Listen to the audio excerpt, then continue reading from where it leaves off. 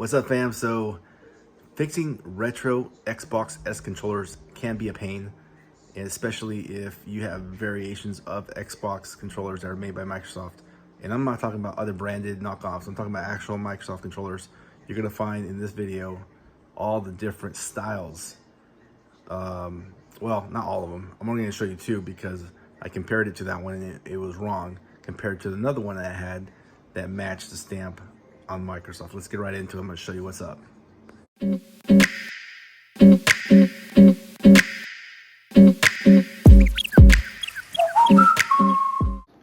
When taking apart the Xbox controller S, keep in mind that these color codes don't always match per controller. So I copied this one from a different controller, which is right here. And because the way the triggers are and the way the outline is, I figured, okay, red goes closer to the capacitors, like so. But it's not the case for this model. It's only for this model that it does that. Notice it doesn't have a Microsoft on it. It has a Rev A. I come over here, I have another one here I'm fixing. This one does have a Microsoft on it. But look at where the color is. Red is actually away from capacitors. So because this one has a Microsoft and it's Rev, I don't know if you can see there. It just has that Microsoft Silk stamp there. You'll notice that this one also has it. Then we need to copy that one. There it is. Yeah, so it's not always the same. So just keep that in mind when you're taking apart your Xbox S controllers. I've repaired this one from the awesome folks over at the Xbox Center on Facebook group. They're saying that most of the problems are happening here. So if your software doesn't show that it's showing up, it's because of this cable. So easy fix. I put some shrink tubing around it so that it can shrink it, but I also fixed the wires beforehand in smaller pairs using smaller tubing, and then I'll probably just wrap this once this is all fixed. But yeah, so I ended up soldering it backwards. That's the point. So keep that in mind. Recap: Microsoft branded 2003. The red needs to go away from the capacitors. Hope that helps anybody else out. This is the easiest way I found to remove some of this right about here. You have to get one of those top cameras that I see YouTubers use all the time so I can show you, but I essentially put some flux right there. It's exactly 5 points that connect to the opposite side. You can see it right there. Then I highly recommend you get one of these deals because it's nice to rotate back and forth. But all you gotta do, and the nice thing is all this is in one row. So once you start removing some of them, you can start jabbing your device, a plastic device in there so you don't scratch the motherboard or electronics board. So I'm just gonna lay it down. The first one here. Second one. And notice my point is really skinny. That's on purpose to get right into that exact focus area that I want to get into.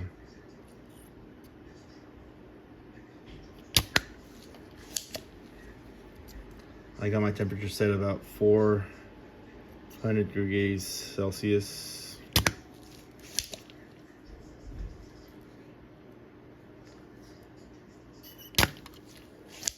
But yeah, it's unfortunate that I had this all cleaned up and then I put it the wrong way.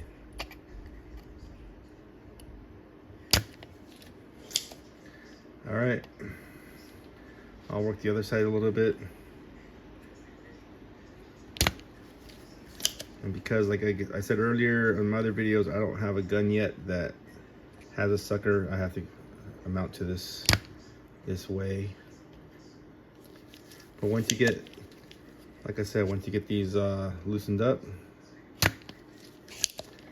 all you have to do is rotate just a slight edge there so you can kind of see your angle, right?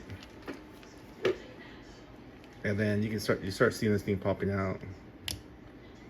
It's almost out, but if it's not completely out, it's not a problem, because I saw the ones that were giving me trouble with the last one. So I'll just run my tip at those last ones, and we should be good to go. That's as easy as it gets. And so finalize your work by looking at your board. And I think I might be able to still work that area in. Let's see if it lets me play with this. Make sure, this is important, make sure that your tips are, there's no solder like bulging out. So just make sure your tips are nice and straight from all angles. So I kind of just wedge it up like that. All right, once that's done, rotate it back, and we're gonna match it with the one from Microsoft, which I mentioned earlier that the red goes away from the capacitors. So we want the black one in, red away, if it's a Microsoft board. Yeah, it's kind of crazy how they get you there. And they're the exact same manufacturer. So that's pretty flush there. Yep, that fit in there nice. And then we were good to solder back the points. Once you solder back the points, do your testing. I don't put it all back together until I do my testing on the Xbox.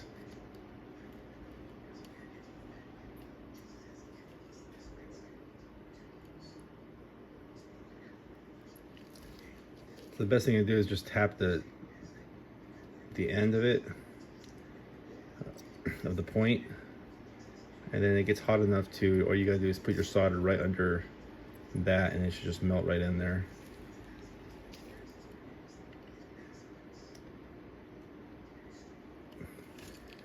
All right.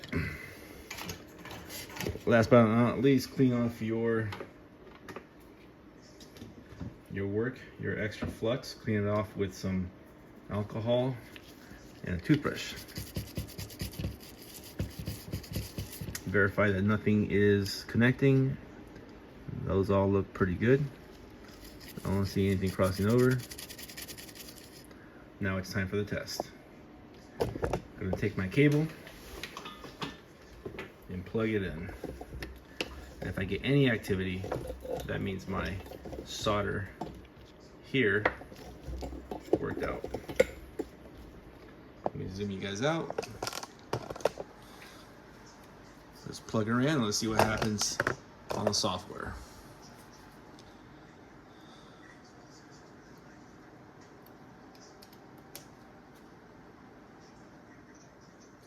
And I got nothing. So it could be I just need to replace this whole cable. I thought I tested it earlier and things were good. But this is one of those situations where if you can't get it to wake up, it is time to get yourself a new cable. So I think cables are like $5. There's a link in the Xbox group, and I'll probably be ordering some cables because I have several controllers. Some new knobs, thumbstick knobs for the analog sticks, as well as so these are your analog sticks here. Typically go bad right there. What else? Yeah, these guys right here. See how they get all chipped. So I gotta order some of those. Gotta order some of those and order some of these adapters because these analog readers are not very stable. They go bad after a while. So, well, that's a bummer. Let me, before I let you guys go, let me check continuity real quick. Make sure I don't have anything that is touching.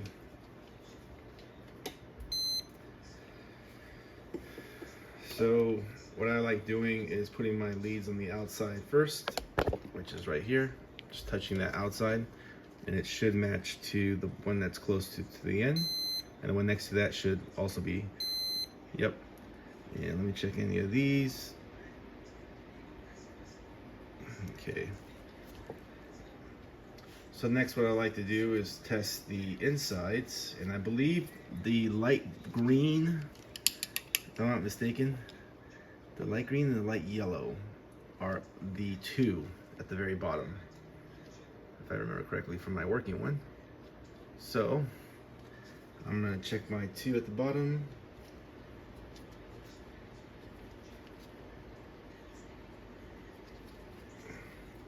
Trying to get this angle on the camera is gonna be tough, so I'm just gonna kind of show you guys. So there's two down there, prongs, and I'm sticking this down there. Hoping it can stay stable. And then I'm just gonna touch, looks like it's gonna be 1, 2, 3, 4, 3 and 4 from the ends. So this guy, yep. And let's try, so that guy's good. Let's try the one next to it.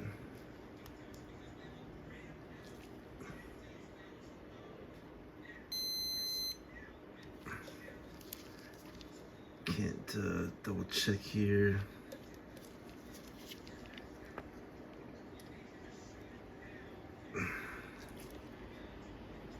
Yeah, it's a really tough angle. Okay, so I think that's the one. And let's try this one here.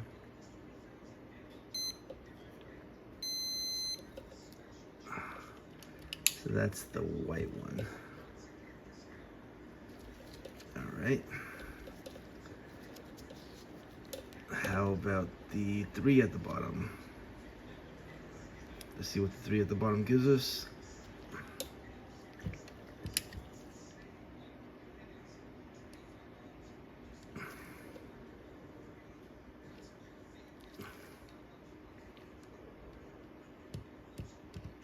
I got nothing for that bottom one, far left. Number 3, far left, nothing. I think this might be ground.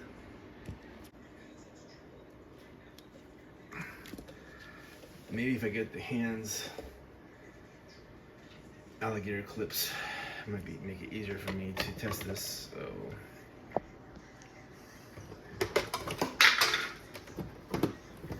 let's hope this doesn't go anywhere. Because they do tend to want to travel. All right.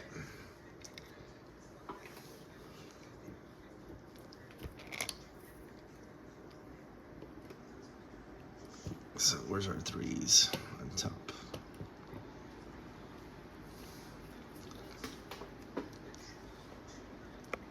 So I'll be touching points on the chip.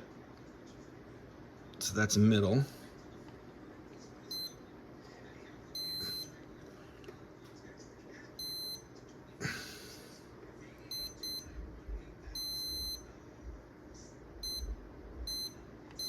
Yeah, so that middle one is ground. And I believe the one I had trouble with was the other one. So let me try the right one.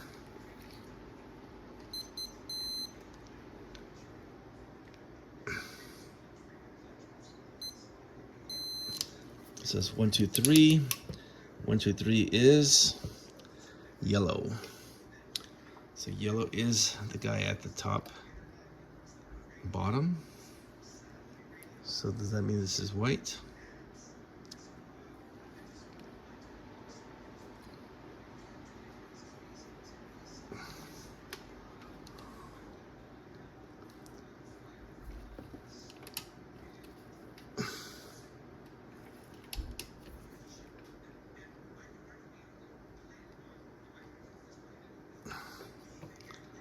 That could be the culprit. I got nothing for that last one.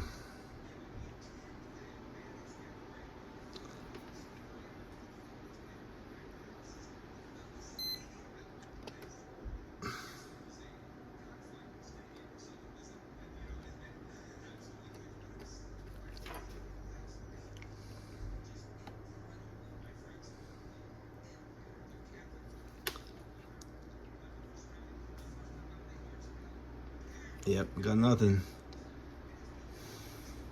So what color would that be? We said yellow, we said blacks are good, greens are good. It's gonna be red. I believe that one's gonna be the red one. I thought I tested the red one before.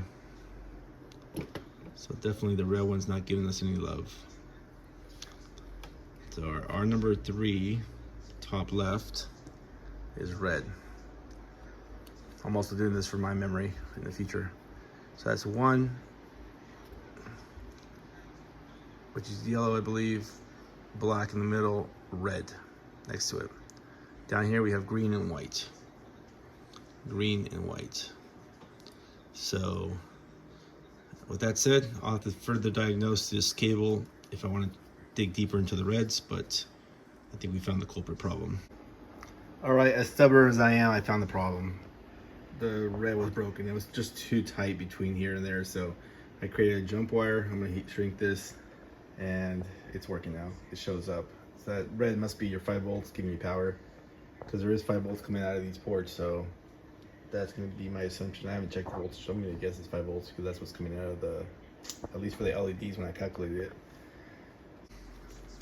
And that's how you diagnose it, folks. That's how you do it. Hope you guys enjoyed this deeper troubleshooting video of the Xbox Original S controller.